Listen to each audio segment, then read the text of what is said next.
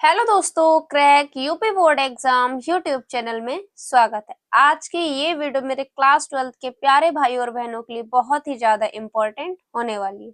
जैसे कि आपका जो चैप्टर चल रहा था स्थिर वैद्युत विभव तथा धारिता, इसमें हमने आपको काफी टॉपिक्स करवा दी। उसकी प्लेलिस्ट हमने लिंक डिस्क्रिप्शन बॉक्स में डाल दी। तो इस चैप्टर के जितने भी क्वेश्चन हो चुके हैं, लिंक डिस्क्रिप्शन बॉक्स में जाकर प्लेलिस्ट देख लीजिए। आज की जो वीडियो है उसमें हम आपको कराएंगे समांतर प्लेट संधारित्र की धारिता। ये डेरिवेशन वेरी वेरी इंपॉर्टेंट आपका डेरिवेशन है, ये बोर्ड एग्जाम में पूछा ही जाता है। ठीक, तो आज की इस वीडियो को बिल्कुल भी स्किप नहीं करना। वीडियो को अगर पहली बार देख रहा है तो जल्दी से चैनल को सब्सक्राइब कर लीजिए और वीडियो को लाइक कीजिए। तो ये डेरिवेशन आपके बोर्ड एग्जाम 2025 में 100% पूछा जाएगा, क्योंकि ये डेरिवेशन लगातार बोर्ड एग्जाम में पूछा जाता है। तो इसको आपको जरूर से जरूर तैयार कर लेना है। तो वीडियो को पहली बार देख रहे हो तो अपनी फ्रेंड के साथ भी इस वीडियो को शेयर कीजिए। तो बिना देरी करे इस वीडियो को स्टार्ट करते हैं। सबसे पहले हम लोग क्या समझेंगे, इसके फिगर को समझेंगे। अगर आप फिगर को समझ गए अच्छी तरीके से तो इस डेरिवेशन को आप चुटकियों में सॉल्व कर पाएंगे। ठीक, और इसकी थ्योरी भी आप आसानी से लिख पाएंगे। ठीक है, तो सबसे पहले हम लोग क्या समझेंगे, इसके फिगर को समझेंगे। तो डेरिवेशन हमारा क्या है, समांतर प्लेट संधारित्र की धारिता। तो समांतर प्लेट ले ली हमने दो, क्या ले ली हमने, दो समांतर प्लेट ले ली। ठीक, उनको नाम क्या दे दिया, ए और बी। ठीक, तो हमने क्या ले ली, दो समांतर प्लेट ए और बी ले ली।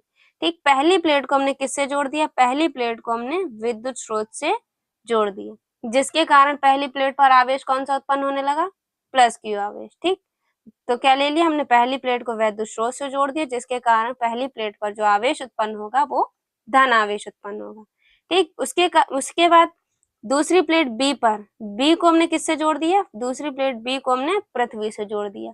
तो जब पृथ्वी से जोड़ दिया तो इसके कारण इस पर आवेश कौन सा होगा, ऋण आवेश उत्पन्न होगा। ठीक, तो पहली प्लेट पर धन आवेश उत्पन्न होगा, दूसरी प्लेट पर ऋण आवेश उत्पन्न होगा। ठीक, तो यही आपको लिखना होगा। उसके बाद ए और बी दो प्लेट हैं, इसके बीच की दूरी क्या होगी, डी होगी। ठीक, बस इतना ही डायग्राम में आपको समझना है। तो क्या लिखेंगे, माना एक समांतर प्लेट संधारित्र जिसकी धारिता क्या होगी, सी होगी। धारिता किसे कहते हैं, जो आवेश को संग्रहित करता है, ग्रहण करता है, ठीक, वही धारिता होती है। धारिता का फॉर्मूला क्या होता है, सी बराबर क्यू अपॉन बी, मतलब आवेश तथा विभव के अनुपात को धारिता कहते हैं। तो किससे लिखते हैं हम लोग धारिता को, सी से। तो माना एक समांतर प्लेट संधारित्र जिसकी धारिता क्या है, सी है।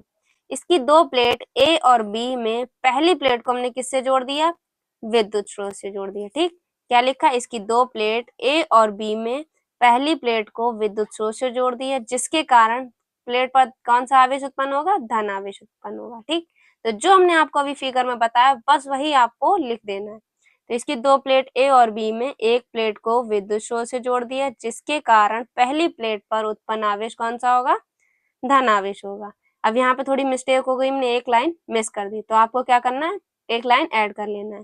जबकि दूसरी प्लेट पर हम दूसरी प्लेट को किससे जोड़ दिया, हमने विद्युत स्रोत से जोड़ दिया। तो इसके बाद आपको लिखना है, जबकि दूसरी प्लेट को पृथ्वी से जोड़ दिया है, जिसके कारण दूसरी प्लेट पर जो आवेश होगा वो क्या होगा, ऋण आवेश उत्पन्न होगा। तब इस आवेश के कारण प्लेटों के बीच उत्पन्न वैद्युत क्षेत्र की तीव्रता, प्लेट ए और बी के बीच उत्पन्न वैद्युत क्षेत्र की तीव्रता हमें निकालनी है। तो सबसे पहले हम लोग तीव्रता निकाल लेंगे।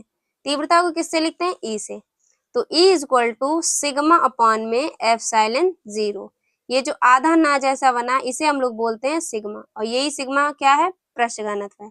ठीक, तो यहाँ पे आपको लिख के दिखाना है कि जहां सिग्मा क्या है, पृष्ठ घनत्व है। ठीक, तो यहाँ पे इतना लिख दिया। उसके बाद या करके आपको लिखना है E equal to Q upon में ए एप्सिलॉन जीरो। अब ये ए एप्सिलॉन जीरो कहाँ से आया, क्यू अपॉन में ए एप्सिलॉन जीरो कैसे आया, तो हमने क्या रख दिया, पृष्ठ घनत्व का फॉर्मूला लगाया पहले। तो Q sigma equal to Q upon में ए। ठीक, अब यही क्या रख दिया हमने, सिग्मा की जगह हमने रख दिया क्यू अपॉन में ए। तो जब हमने सिग्मा की जगह क्यू अपॉन में ए रख दिया तो क्या आ जाएगा, E equal to Q upon में ए एप्सिलॉन जीरो। अब जो आपने फॉर्मूला रखा है उसे आपको साइड में लिख के भी दिखाना, तो हमने लिख के दिखा दिया, क्योंकि sigma equal to Q upon में ए, जैसे हमने यहाँ पे लिख के दिखाया कि जहां सिग्मा क्या है, पृष्ठ घनत्व है। अब जो आपने फॉर्मूला इसमें पुट किया है वो भी आपको लिख के दिखाना है। तो चूंकि sigma equal to Q upon में A। ठीक, इस जे अगर आप दिखाएंगे तो एग्जामिनर बहुत ही अच्छे से आपको फुल मार्क्स देगा और इससे क्या होगा, आपकी कॉपी भी अच्छी लगेगी और पता भी चलेगा कि यहाँ पे आपने कौन सा फॉर्मूला पुट किया है। अगर ये नहीं लिखोगे तो पता ही नहीं चलेगा क्या आपने इसमें रखा है, कौन सी वैल्यू रखी है।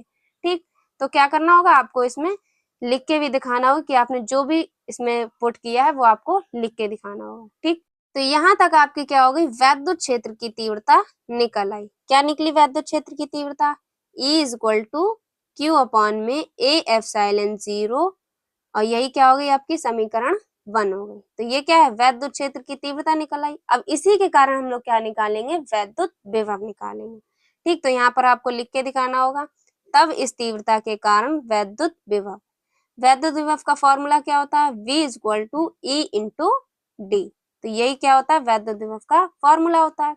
अब इसमें हम लोग क्या रख देंगे, वैद्युत क्षेत्र की तीव्रता को जो मान E निकाली थी हमने, E का मान इसमें हम रख देंगे। तो जब E का मान रखेंगे तो क्या आएगा, Q अपॉन में A एप्सिलॉन 0 गुणे में D। इसे ही हम लोग क्या बना लेंगे, समीकरण 2 बना लेंगे। ठीक, क्या करा हमने, पहले लिखा तब इस तीव्रता के कारण वैद्युत विभव। वैद्युत विभव का फॉर्मूला क्या होता है, E इंटू डी। ई का मान जब हमने इसमें रखा Q अपॉन में एप्सिलॉन 0 और गुणे में D, इसे ही हमने क्या बना ली, समीकरण बना ली और ये क्या निकल आया आपका, वैद्युत विभव निकल आया। अब क्या करेंगे, वैद्युत क्षेत्र की तीव्रता निकल आई, विभव भी निकल आया। अब हम लोग निकालेंगे समांतर प्लेट संधारित्र की धारिता। ठीक, तो सबसे पहले हम लोगों ने क्या निकाली, वैद्युत क्षेत्र की तीव्रता निकाली। अब उस वैद्युत क्षेत्र की तीव्रता के कारण हमने क्या निकाला, वैद्युत विभव निकाला। अब हम लोग क्या निकालेंगे, अब निकालेंगे समांतर प्लेट संधारित्र की धारिता। धारिता का फॉर्मूला क्या होता है, धारिता का फॉर्मूला होता है C is equal to Q upon में V। मतलब आवेश तथा विभव के अनुपात को हम लोग क्या बोलते हैं, धारिता बोलते हैं। तो यहाँ पे क्या रखेंगे, यहाँ पे हम लोग धारिता का फॉर्मूला लगाएंगे। तो जब हम लोगों ने धारिता का फॉर्मूला लगाया तो इसमें C is equal to Q upon में V। तो इसमें क्या रख देंगे, हम लोग विभव का मान रख देंगे। जब हम लोग विभव का मान रख देंगे तो हमारी समांतर प्लेट संधारित्र की धारिता निकल आएगी।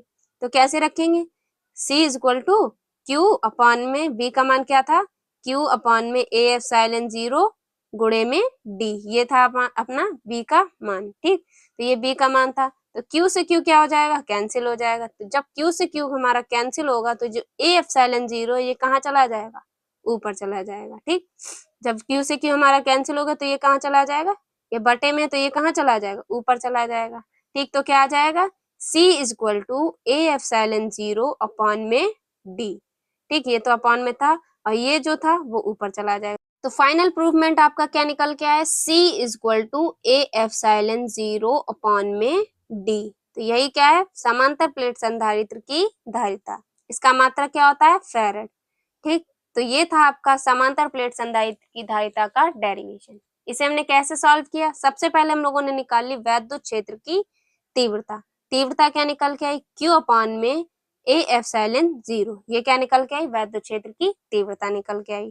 ठीक, अब इसी के कारण हमने क्या निकाली, वैद्युत विभव निकाला। इसके कारण वैद्युत क्षेत्र की तीव्रता के कारण हमने क्या निकाला, वैद्युत विभव निकाला। तो जब वैद्युत विभव निकाला, वैद्युत विभव का फॉर्मूला क्या होता है, E इंटू डी। तो हमने E का जब मान इसमें रख दिया तो क्या आ जाएगा, तो यहाँ पे आ जाएगा आपका V is equal to Q upon में A एप्सिलॉन 0 गुणे में D। अब ये क्या निकल आया, वैद्युत विभव निकल आया। तब हम लोग निकालेंगे समांतर प्लेट की संधारित्र। तो जब हम लोगों ने समांतर प्लेट संधारित्र की धारिता निकाली तो इसमें हमने क्या रख दिया, B का मान रख दिया। तो जब B का मान रखा तो क्या आएगा, Q अपॉन में एप्सिलॉन 0 गुणे में D।